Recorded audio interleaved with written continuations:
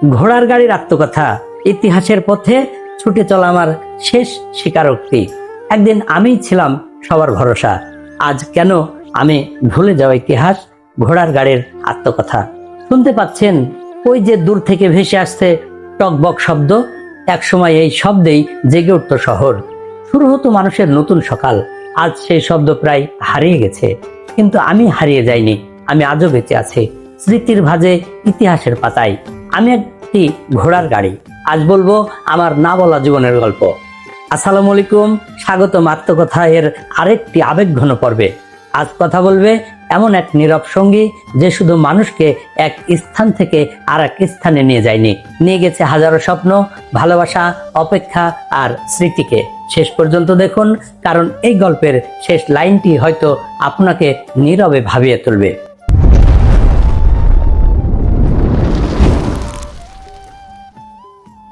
আমি একটি ঘোড়ার গাড়ি। আমার চাকা শুধু মাটির উপরে ঘোরেনি, ঘুরেছে মানুষের জীবনের অসংখ্য গল্পের ভেতর দিয়ে। আমি দেখেছি ভোরের কুয়াশা, দেখেছি দুপুরের রোদ, দেখেছি বর্ষার কাদা, দেখেছি সন্ধ্যার আলো আধারে।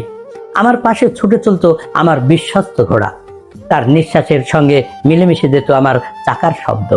আমরা ছিলাম একে অপরের শক্তি। আমি বহন করেছি নববধূর লাজুক হাসি, শিশুর প্রথম স্কুল যাত্রা, কৃষকের কষ্টের ফসল, ব্যবসায়ের স্বপ্ন, অসুস্থ মানুষের শেষ আশাও অনেকবার আমার বুকে ভর করে ছুটেছে।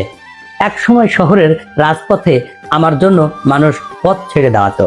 আমি ছিলাম গর্ব, আমি ছিলাম সম্মান, আমি ছিলাম মানুষের আস্থার আরেক নাম।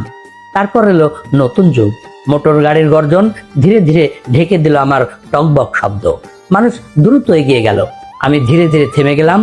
আজ আমি আর প্রতিদিন ছুটি না, কখনো পর্যটকদের আনন্দ, কখনো কোনো ঐতিহ্যবাহী অনুষ্ঠানের সাজসজ্জা। এই পর্যন্তই আমার পরিচয়। তবু আমি দুঃখ করি না, কারণ জানি যাদের জীবনে একদিন আমি ছিলাম তাদের স্মৃতিতে আমি আজও চলছি। আজ যদি কোনো পুরনো ঘোড়ার গাড়ি আপনার চোখে পড়ে, একবার তার দিকে তাকিয়ে হাসবেন। হয়তো সেও মনে মনে বলছে, আমার গতি থেমেছে, কিন্তু আমার গল্প এখনো ছুটে চলছে মানুষের হৃদয়ে। আমি একটি ঘোড়ার গাড়ি, সময়ের কাছে হার মেনেছি, কিন্তু ইতিহাসের কাছে নয়। আমার চাকা হয়তো আজ কম ঘোরে, কিন্তু আমার স্মৃতি কখনো থেমে থাকবে না। যদি এই গল্পটি আপনার হৃদয় ছুঁয়ে যায়, তাহলে ভিডিওটিতে একটি লাইক করুন, কমেন্টে লিখুন ঐতিহ্য আমাদের গর্ব।